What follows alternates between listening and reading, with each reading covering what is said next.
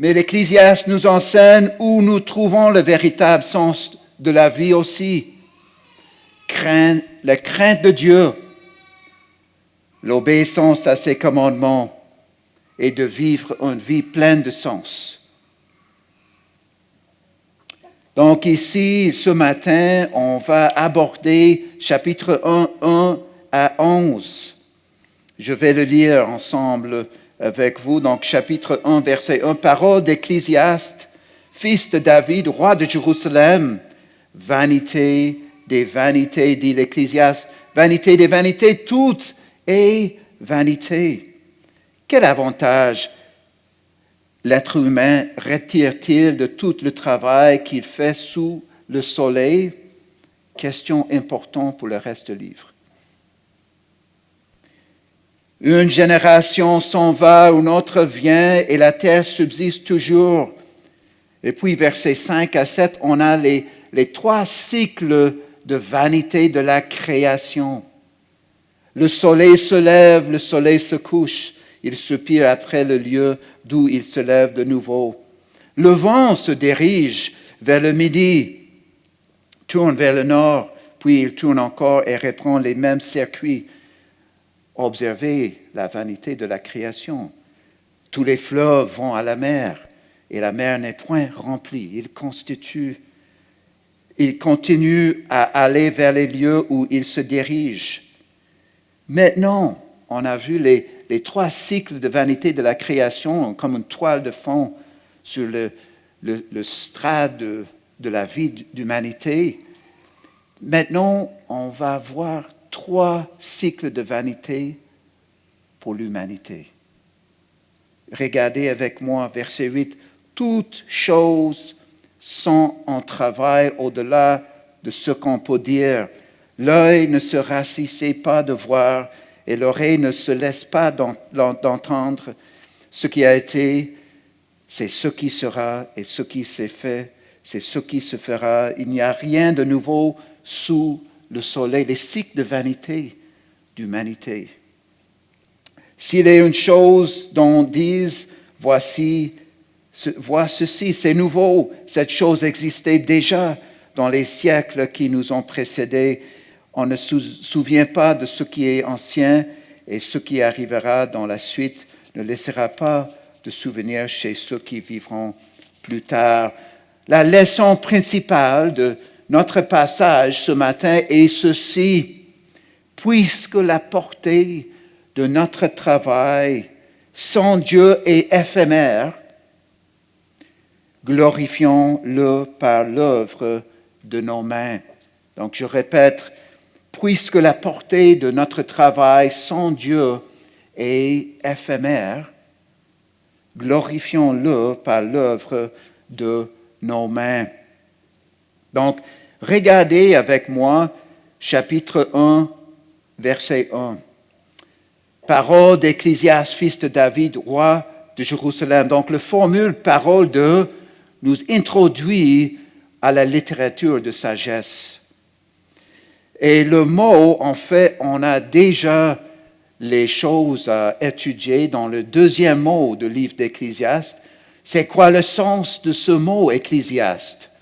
En fait, le mot en hébreu, c'est Kohelet, et qui peut être traduit par prédicateur, enseignant, chef de l'assemblée, ou comme la traduction Semeur traduit, et je le préfère, je pense, le maître.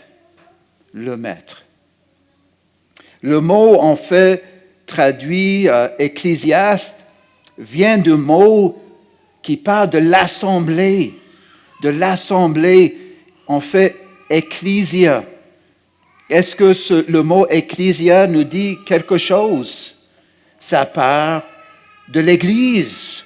L'Église, c'est l'assemblée du peuple de Dieu dans la nouvelle alliance. Et en fait, dans le livre d'Ecclésiaste, on a un maître qui enseigne l'assemblée, qui est appelé une ecclésia. Donc, le maître part à l'assemblée du peuple de Dieu. Donc, ici, ça dit fils de David, roi de Jérusalem. Dans la tradition juive, on pense que c'est Salomon qui est l'auteur du livre d'Ecclésiaste. Mais, contrairement à d'autres livres attribués à Salomon, comme les Proverbes, qui mentionnent clairement Salomon comme auteur, Proverbe 1, Ecclésiaste, et l'Ecclésiaste laisse planer un peu de mystère. Donc l'auteur est simplement appelé le maître.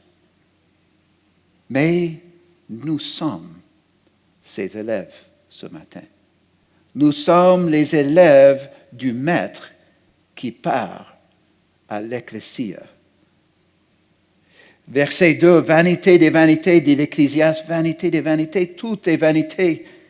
On a vu ça dans chapitre 1, verset 2 et 12, verset 10. Mais comment comprendre ce mot, vanité? Le mot vanité est la traduction du mot hébreu hevel, qui signifie littéralement souffle, vapeur. Il exprime essentiellement la brevité. Psaume 39, 5 à 6 utilise ce mot. Seigneur, fais-moi connaître ma fin et quelle est la mesure de mes jours, que je sache combien je suis éphémère. Ma vie est courte, si éphémère, si passager. En verset 6, voici, tu as donné à mes jours une largeur de main et ma durée n'est presque rien devant toi. Oui, tout homme de vous n'est que du vent. Jacques, même dans le Nouveau Testament, cette image est utilisée, Jacques chapitre 4, verset 14. Qu'est-ce que votre vie? Vous êtes une vapeur qui paraît pour un peu de temps et qui ensuite disparaît. L'hiver au Québec n'est pas facile.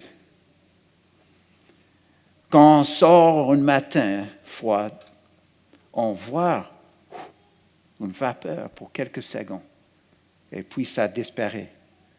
C'est ça l'image biblique de nos vies qui sont comme un souffle, une vapeur qui disparaît si rapidement. Regarde combien de fois le mot vanité est répété en verset 2. Combien de fois? Comptez ça avec moi. Combien de fois? 5 fois. Donc, leçon numéro 2 dans l'interprétation de la Bible, la répétition est importante. La répétition souligne l'importance de ce mot. En fait, la répétition renforce le message. Chaque texte a une emphase et l'emphase révèle le message du texte. Qui sont les premiers destinataires de ce livre? Ça, c'est une discussion aussi. C'est l'assemblée du peuple de Dieu. Mais on pense peut-être, il y avait une section peut-être des leaders, des jeunes leaders, des personnes d'affaires qui se préoccupent des choses du business, des choses de jour à jour. Et le maître veut enseigner à ces jeunes leaders la vie jusqu'à l'horizontale est vide de sens, sans l'axe vertical avec Dieu. Donc le maître veut nous enseigner ce matin que la vie jusqu'à l'horizontale, aller à l'école, aller au travail, aller chez Costco, aller chez Ikea, c'est vide de sens. Sans l'axe vertical, sans connexion avec Dieu. Et c'est ça que notre culture séculière nous enseigne. C'est ça que Netflix nous enseigne souvent, ou Disney Plus, ou toutes les histoires qui nous enseignent que nous sommes les héros de nos propres vies. C'est un mensonge. Vide de sens. Vide. Donc, où cherchons le sens de nos vies? Peut-être en regardant vos amis sur Instagram ou Facebook pour nous qui sommes un peu plus âgés. On voit que nos vies sont plates en comparaison avec les autres, mais ça c'est une bonne leçon pour nous, parce que la vie est vide de sens, sans Dieu. Donc, aussi, je veux souligner ici, on a un maître aussi. Le texte parle du roi d'Israël, fils de David. Ça peut être n'importe quel roi après David, à Jérusalem. Mais nous avons un roi plus grand que David, qui est notre maître. Qu'est-ce que Jésus a dit dans Matthieu 12, 42? Il y a ici plus que Salomon. Jésus est notre maître. On l'écoute pour la sagesse à comment vivre. Donc en versets 3 à 11, c'est la réponse à la question. On fait une question, verset 3, quel avantage revient-il à l'homme de toute la peine qu'il se donne sous le soleil? Je veux traduire le mot homme ici d'une façon inclusive, ici des hommes et des femmes, parce que ça marche très bien avec le contexte. Il va parler de toute humanité dans cette section, donc ça inclut les femmes aussi. Donc, quel avantage revient-il à nous pour tout le travail qu'on fait sous le soleil? Il va répondre à cette question en versets 4 à 11, mais on fait tout le livre d'Ecclésiaste et une étude de cette question. Quel avantage? En fait, le mot ici, est-ce qu'il y a des hommes, des femmes d'affaires ici? En fait, le mot, la phrase « quel avantage », c'est le langage des affaires. Combien vais-je gagner dans cette affaire? Qu'est-ce que j'y gagne pour toutes mes dépenses d'énergie? C'est une très bonne question. C'est sage. Et de toute la peine. Donc le mot peine, ce mot nous rappelle-t-il de quelque chose à propos de travail dans la Bible? Le mot peine, de travailler à la peine. Est-ce que ça nous dit quelque chose? Dans Genèse 3, quand l'Éternel a dit à Adam, « Tu ne mangeras point, le sol sera maudit à cause de toi, c'est à force de peine que tu en tireras ta nourriture tous les jours de ta vie, à force de peine. » Le mot « sous le soleil », donc le fait que le travail est pénible, c'est un résultat de la chute dans le péché, une vanité dans le travail qui ne donne pas un vrai sens à la vie. La prochaine phrase, c'est tellement important, en verset 3 encore, « sous le soleil ». Qu'est-ce que cela veut dire? C'est utilisé 29 fois dans le livre d'Ecclésiaste et elle signifie une vie vécue sans Dieu, en dehors de Dieu, une vie séculière. Une vie qui dit « je peux vivre sans Dieu pour vivre ma propre vie sans Dieu ». C'était un problème pour les premiers destinataires. Est-ce que c'est un problème pour nous aujourd'hui? Bien sûr. Même pour nous, les chrétiens. Chaque été, entre âge de 17 à 23 ans, J'ai travaillé avec mon père comme paysagiste. L'utilisation d'une tondeuse et d'un tracteur donne beaucoup de temps pour réfléchir. Et vraiment, littéralement, sous le soleil de l'été. Il m'arrivait souvent de réfléchir à ma vie et à ce que je ferais. En fait, comment donner un sens à ma vie. Est-ce que ça, c'est toi ce matin? Tu cherches un sens à ta vie? Puisque le portée de nos vies sans Dieu est éphémère, on doit trouver le sens de nos vies en Dieu, avec Dieu. Verset 4, maintenant, une génération s'en va, une autre vient et la terre subsiste toujours. Donc, une génération passe et une autre arrive. Et le forme du verbe ici met l'accent sur l'action continue, ininterrompue. Un cycle continuel.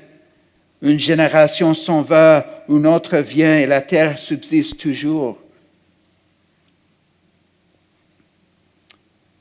Génération Z, génération Y, génération X. C'est à chaque mois, on pense qu'il y a une nouvelle génération qui se prononce et qui pense qu'ils vont changer l'humanité.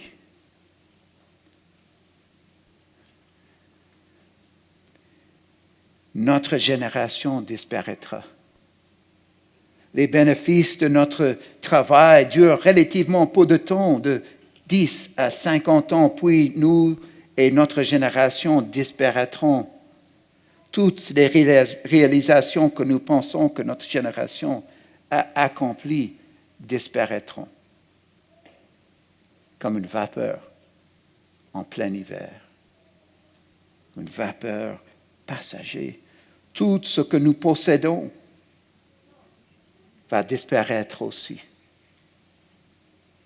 Zinzendorf avait une autre philosophie où trouver le sens de vie.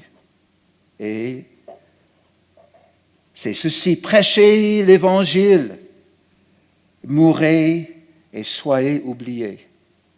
Prêchez l'Évangile, mourez et soyez oubliés. Ça, c'est sagesse. Ça, c'est sagesse. Nous serons oubliés par la prochaine génération. Est-ce qu'il y a des gens ici qui connaissent le nom de leurs grands-parents? Bien sûr. Leurs arrière-grands-parents. Peut-être. Leurs arrière-grands-parents. Probablement pas. Ils sont oubliés. Nous serons oubliés. Où trouver le sens de la vie? Ce n'est pas dans juste la vie horizontale. C'est avec Dieu. C'est avec Dieu. Verset 8. En fait, verset 5, le soleil se lève. Maintenant, on entre dans une section dans ce passage qui parle des cycles de vanité dans la création. Le soleil se lève, le soleil se couche, il soupire après le lieu d'où il se lève de nouveau, et puis le vent se dirige vers le midi, tourne vers le nord, puis il tourne encore et reprend les mêmes circuits. On voit la vanité ici. Et tous les fleuves vont à la mer et la mer n'est point remplie. Ils continuent à aller vers les lieux où ils se dirigent. Ce sont des systèmes qui ne changent pas. Le soleil s'est toujours levé et couché. Le vent souffle toujours dans les mêmes circuits. Les rivières se dirigent toujours vers la mer. Vanité, les cycles de vanité. mais. Dans le Nouveau Testament, Paul fera référence à la vanité de la création dans Romains chapitre 8, versets 20 à 21. Car la création a été soumise à la vanité. Non de son gré, mais à cause de celui qui l'y a soumise, avec l'espérance qu'elle aussi sera affranchie de la servitude, de la corruption, pour avoir part à la liberté de la gloire des enfants de Dieu. Donc ici, on voit comment la vanité de la création était deux choses. Le résultat de la chute d'Adam et Ève dans le péché, la création était affectée et condamnée à la vanité. Mais en Christ, en Jésus-Christ, la création sera transformée et la vanité sera enlevée. Une nouvelle terre, nouveaux cieux dans Apocalypse 21 et 22. La vanité sera enlevée par ce que Dieu a fait en Christ par son Esprit.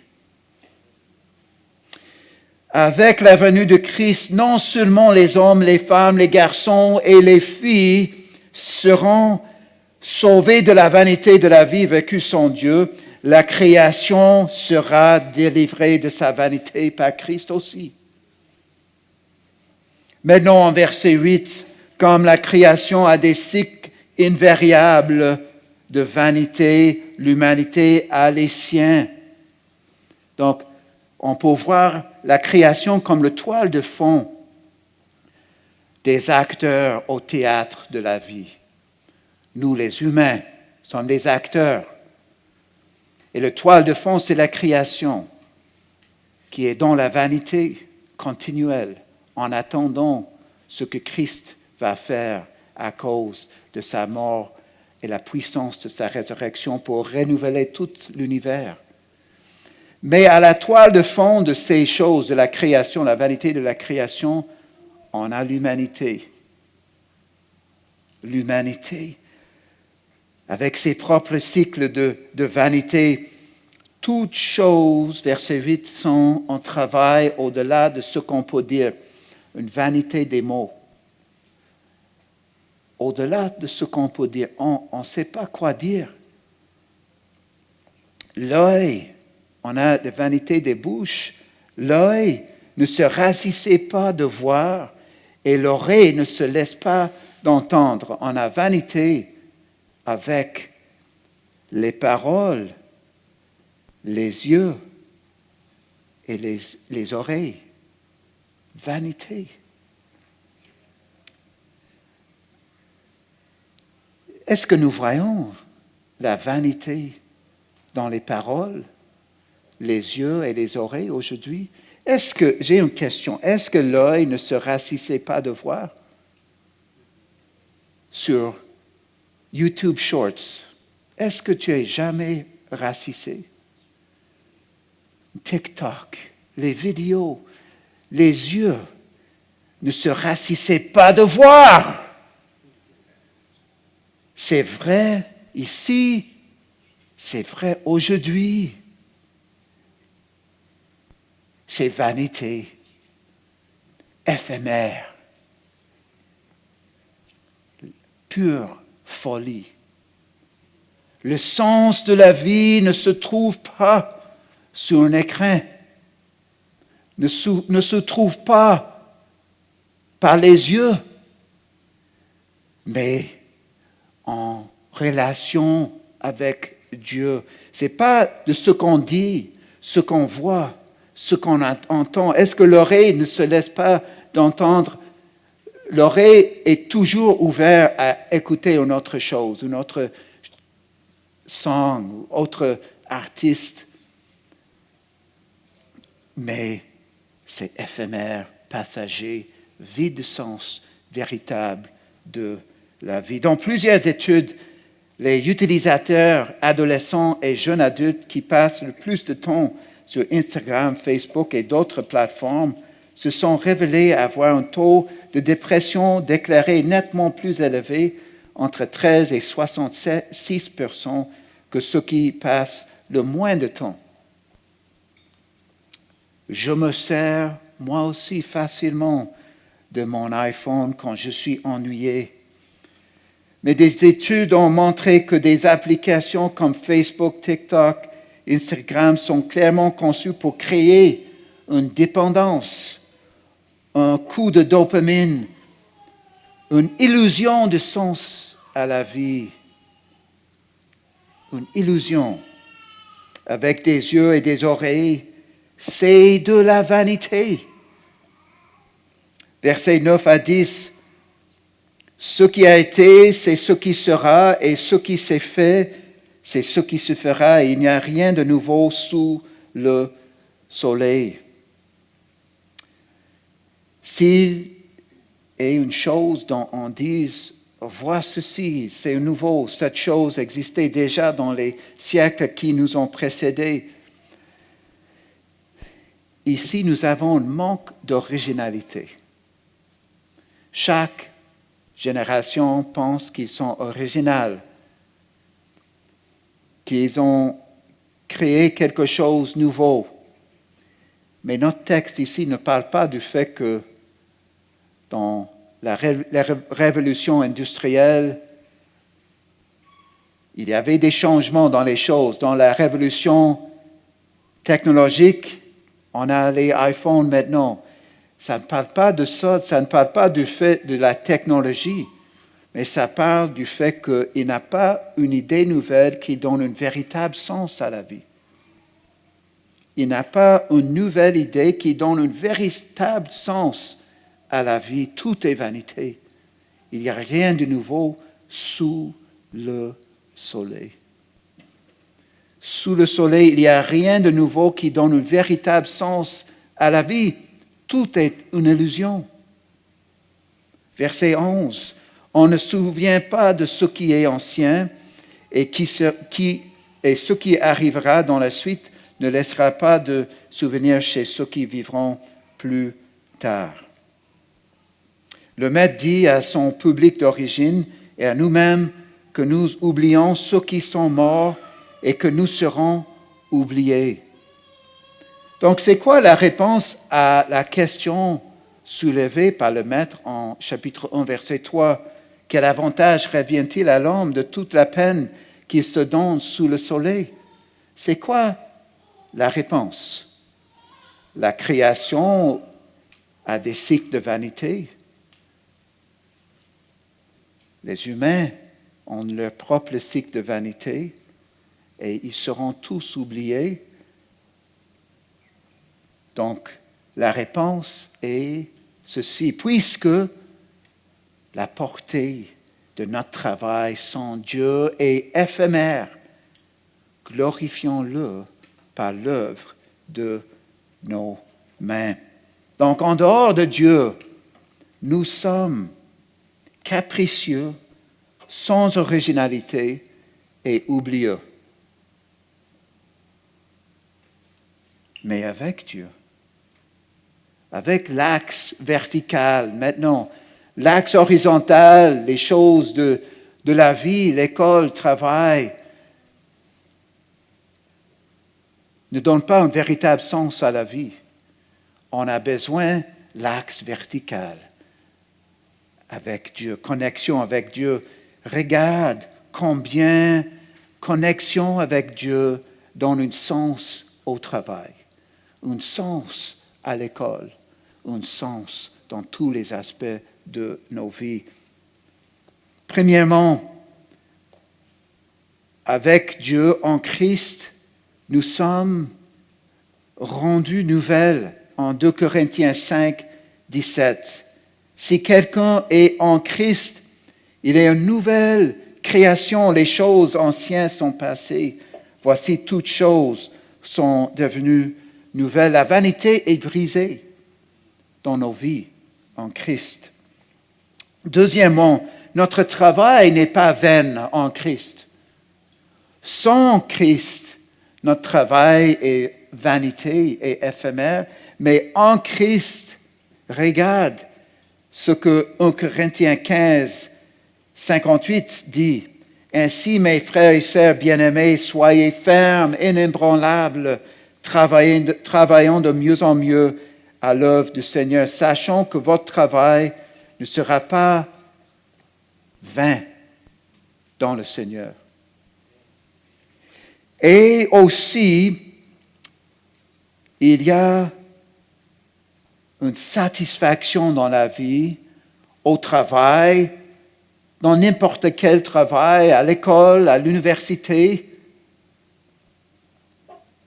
dans le foyer, dans nos amitiés. Il y a un sens de vie avec l'axe vertical, avec connexion avec Dieu, une nouvelle vie, Christ en nous, à travers nous, par son esprit, un nouvel sens de vie. Qu'est-ce que Paul a dit en Philippiens 1, verset 21? Car Christ est ma vie et mourir m'est un gain. C'était quoi son question? Quel avantage, quel gain revient-il à la personne de toute la peine de son travail sous le soleil? Même la mort est un gain pour nous en Christ. Même la mort est un gain. Les funérailles, c'est un temps de joie pour les croyants. Un temps de tristesse, de pleurer, mais un temps de joie aussi, parce que même en Christ, la mort est un gain, un avantage. Lorsque nous étions au camp des Bouleaux, il y a 2 mois, peut-être 3 mois maintenant, j'ai vu des enfants construire des châteaux de sable sur la plage. Ces châteaux sont amusants à construire, mais ils se dissolvent rapidement lorsque l'eau les envahit. C'est une image de la vanité et la nature passagère, éphémère de tout notre travail sans Dieu. Ce que les humains construisent ne dure pas, mais ce qui est fait pour l'Éternel subsiste. Je répète, ce que les humains construisent ne dure pas, mais ce qui est fait, soit au travail, à l'école, dans le foyer, dans la communauté, ce qui est fait pour l'Éternel subsiste. Donc, puisque la portée de notre travail sans Dieu est éphémère, glorifions-le par l'œuvre de nos mains. On a vu dans notre passage, la vanité de création sera brisée par la mort, la résurrection de Christ dans l'avenir. Apocalypse 21, 22. Et la vanité de nos vies est brisée aujourd'hui dès que nous donnons nos vies au Christ.